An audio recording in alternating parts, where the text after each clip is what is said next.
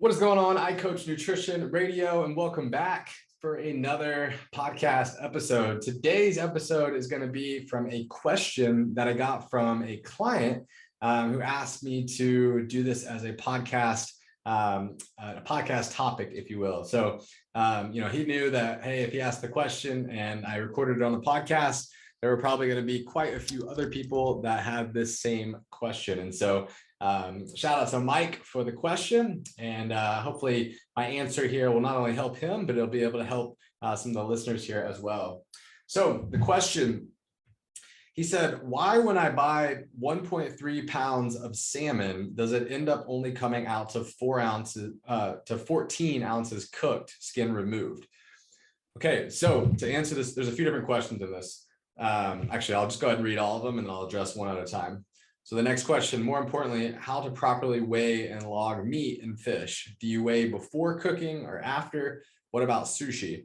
When a restaurant says it's 7-ounce portion or an 8-ounce fillet, is that cooked or uncooked? I assume uncooked. And again, how to log a 10-ounce fillet. Okay, so let's break down one question at a time here, right? So the first one, he said, why when I buy 1.3 pounds of salmon, does it end up only coming out to 14 ounces cooked, skin removed? Okay, so great question. So when you think about meat and seafood, okay, when you take the weight that is uncooked, okay, it's going to lose typically about 25% of its weight once you cook it. Okay, so what that would mean is like when Mike's talking about here that he goes from 1.3 pounds of uncooked salmon, that converts over to about 14 ounces cooked. So that's losing about 25% or so of the original weight, right, from the cooking process there. Okay, and so that's going to be true for any meat and any seafood. Okay, so to answer the next question here, more importantly, how to properly weigh and log meat and fish? Okay, he said, do I weigh before cooking or after? Okay, so there's a few different ways to go about this. The easiest way or the most accurate way to go about this would be to weigh your meat or fish raw, right? Weigh it uncooked, right? And then just make sure that when you go to log it into an app like MyFitnessPal, that you're also choosing an uncooked, right, or a raw entry. Okay, because some of the entries in MyFitnessPal are cooked and some of the entries in MyFitnessPal are uncooked. So you need to be able to double check and just make sure that the nutrition facts that you're getting there from the uncooked meat or seafood is lining up with the entry that you're inputting there. Okay, so for example, most of the time for me, right, like if I'm going to make, whatever here, if I'm going to make I cooked lunch here just recently. Okay. And I made ground bison, butternut squash, and an Italian herb pasta sauce. So it's like a lower carb kind of spaghetti, if you will. Okay. And so what I did here is in that ground bison package, it said 16 ounces. Now, again, this is raw meat. Okay. And so if I'm doing this, I'm scanning the barcode, right? I'm logging this, in this case, I consumed 12 ounces of raw ground bison. So I'm logging that as 12 ounces of raw ground bison, right, of uncooked ground bison, right? And so when you scan the barcode there, it's going to be uncooked. It's going to be in that raw format, okay? So that's going to be the most accurate, right? Because again, it's hard to tell exactly what that percentage is going from uncooked to cooked. Generally speaking, it's like about 25% or so. But you would need to actually, weigh uncooked versus cooked every single time to know exactly what that difference ended up being. So again, generally speaking here, being able to actually weigh your meat or seafood uncooked and then be able to log it in that uncooked format, which would be just simply scanning the barcode of the item that you're using, that's what's going to be the most accurate. Okay. But this makes a huge deal, right? This makes a huge difference because, for example, like in Mike's case there, right? If I took 1.3 pounds of salmon, right, and it was coming out as 14 ounces cooked, right? Like, let's say, for example, I'm weighing it at, like, I'm eating, or whatever, in my case here today, right? If I took that 12 ounces raw and I went and cooked it and that converted to 25% less than that. So let's say that it converted to you know, like in this case, let's go back to Mike's example just because he has the exact numbers. So 14 ounces times 1.25 for that 25%, that would be about 17.5 ounces. Okay, so going from 17.5 uncooked ounces to 14 uncooked ounces, right? That's a big deal. I mean, that's 3.5 uncooked, that's 3.5 ounce difference. Okay, so what I'm saying here is that if you're not weighing your food and logging your food in the correct format, just in that example alone right there, that could be 3.5 ounces of calories, right? Of protein and fat and overall calories there that are being unaccounted for. Okay, so again, simply put here, what you can do is you can just take the cooked weight of your food and you can multiply that by 1.25 to account for that 25% change. And that could give you kind of that ballpark number if you just wanted to weigh it cooked and then log it in that raw format. Or to double check, to make things super accurate, you can just log it uncooked and then weigh it uncooked and then weigh it again cooked. And that way you can make sure that you're logging it correctly there. Okay, but this does make a big difference. If you did this in 2 meals a day or 3 meals a day, I mean, that could be potentially, 700,000 calories that are being unaccounted for. Okay. Okay, cool. So that answers that question. As far as sushi, if we're talking about most sushi that's in like a sushi roll, this is going to be uncooked meat, right? So you would weigh this in its uncooked format. You would log it in its uncooked format. So most of the time with sushi, I mean, if you're at a sushi restaurant, obviously it's going to become more challenging. Although what I typically recommend my clients there is raw sushi. They actually have their nutrition facts. So if you just search raw sushi nutrition facts, they have a whole entire PDF that brings up all of their nutrition facts.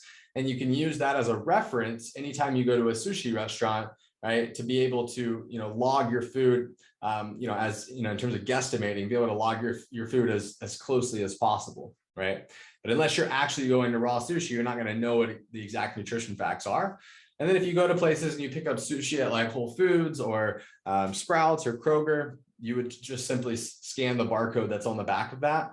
But again, yes, they, unless it has meat in it that's cooked, most sushi and sushi rolls are going to have uncooked meat that is in it. And so you just go off of, again, whatever you're referencing there with like the raw sushi nutrition fact PDF, or like just scanning the barcode or looking at the nutrition label that's on the back of your sushi that you get from like Whole Foods or Kroger or Sprouts. Okay. Then he said, when a restaurant says it's 7-ounce portion or 8-ounce filet, is that cooked or uncooked? Yeah, so what they're going to do is they're going to give you that cooked number. If you're at a restaurant and they're saying, hey, this is an 8-ounce filet, this would mean that this is 8-ounce cooked. And you can double check and ask them, but 9 times out of 10, the majority of the time, they should be telling you what the cooked weight of that is going to be. Because if not, right, if I think I'm getting an 8-ounce filet and it comes out and it looks like it's now like 6 ounces, then I'm like, what the heck? They're like skimping me on this. Is this really, what they're advertising here? So yes, more times than not, what you should be getting is if it says, 8-ounce filet, you should be getting an 8-ounce cooked filet, which again, if I did 8 ounces times 1.25, right, that's going to then be, I should know this, but just want to double check. Yes, 10. Okay, so 10 ounces raw. Okay, so if I took 10-ounce uncooked filet, that would convert to 8-ounce cooked filet. And so if it says 8-ounce cooked filet or 8-ounce filet there on the menu, you should be getting 8-ounce cooked, right? So if you go to log that into MyFitnessPal, then what would you want to do? Well, you'd want to take 8 times 1.25 and you would want to log that as 10, right? In order to actually log it correctly. Or you could just search for cooked filet, right, on MyFitnessPal, right, and then put 8-ounce cooked filet, and that will account for the difference there in the calories and in the macros. So the last question here, I assume uncooked, so it should be actually cooked. And then he said, again, how to log a 10-ounce filet. So what I would do is with the 10-ounce filet, assuming that they're not putting a whole bunch of butters and sauces and marinades and all these other things on there, which 9 times out of 10 they are if you're at a restaurant, what you would do is if it was 10-ounce cooked filet, right? Then I would go and I would say, well, he just put, and again, how to log a 10-ounce filet. So let's just assume that he's talking about a 10-ounce cooked filet. So I would take 10, I'd multiply that by 1.25. That's going to give me 12.5. So I would log it as 12.5 uncooked filet in order to log that, or you could just simply search in MyFitnessPal cooked filet and you could log it as 10 ounces. Okay. But just realizing that in general, right, generally speaking, going from uncooked, a meat or seafood going from uncooked to cooked typically loses about 25% of its volume, right? So therefore, if it's losing 25% of its volume, you've got to be able to, kind of understand that there's going to be a calorie difference, a protein difference, a fat difference, and a carbohydrate difference in those two entries. Again, this is going to be like way too complicated for most people. I mean, let's be honest, most people, even getting them to log their food on MyFitnessPal is like, pulling teeth. So don't let this overcomplicate things for you. Even in my explanations here, it can kind of seem a little confusing. Don't let this overcomplicate things for you. Don't let this be something that, prevents you from logging your food and be like, man, this is just way too complicated. Just understand that, in order to log things 100% accurately, yes, it definitely takes a lot more time, a lot more effort, a lot more understanding. But really, the big picture item around logging your food in the first place is just to help you build awareness of how many overall calories you're consuming in a day, how many overall grams of protein and fat and carbohydrates you're consuming in a day. So unless you're somebody that's been logging your food consistently and you really have a grasp on how to do it consistently, right? And you're not making some of these common mistakes that we see, like, forgetting to log cooking oils or butters or dressings or marinades, or forgetting to log your food, like skipping days or skipping meals, right? Or not logging alcohol, or some of these like more like basic things, then really don't let yourself get into the nuances of logging food, logging meat or seafood cooked versus uncooked, because that can definitely just add a whole new level of stress. But if you do have like a very specific question on how to log something, just drop the comment here below, let me know, and I would gladly answer it for you. But again, I want to summarize this up and make it a little bit more simplified for you. And that most of the time, right, if we're talking about going from the raw meat to the cooked meat, it's going to be a different calorie number. It's going to be a different macronutrient number. Okay. So typically, right, meat is going to lose about 25% of its volume during cooking. So again, an easy way to go about this would just be to multiply that cooked number by 1.25, and that's going to account for that 25% difference, right? So in the example of 4 ounces of cooked meat, that would be 5.25 ounces of raw meat. If we're talking about 6 ounces of cooked meat, that would be 8 ounces of raw meat, so on and so forth there. So I hope this didn't confuse you too much. If it did, please let me know. Drop the questions here below. I'd love to start a conversation here, especially in this Facebook group or in the YouTube comments below here. And as always, if you have any questions that you'd like for me to answer for you, shoot me a message on Instagram at Coach Justin Murphy. I'd love to use your question, just like I did today, as a podcast topic, be able to dive into things a little bit deeper. But again, I always talk about nutrition in terms, nutrition and living a healthy lifestyle into these 5 big rocks, right? The big rocks are always going to be sleep, nutrition, exercise, hydration, and stress management. Those are the big rocks. Those are the things that we really need to be focusing on doing consistently majority of the time. And so everything else, like this example here today, supplements, nutrient timing, so on and so forth, this is going to be like the pebbles in the sand. Okay. These are going to be the things that really just don't matter as much. So with that said, don't let it overcomplicate things or stress you out or prevent you from tracking in the first place. Developing the skill set and the knowledge and the confidence that comes with tracking your food, there's definitely a learning curve. It takes time. Okay. I'd say for most people out here that are listening, just simply searching in MyFitnessPal, when you go to search for an entry, search for it cooked or search for it uncooked. And then that way you should be able to log it accurately there. Okay.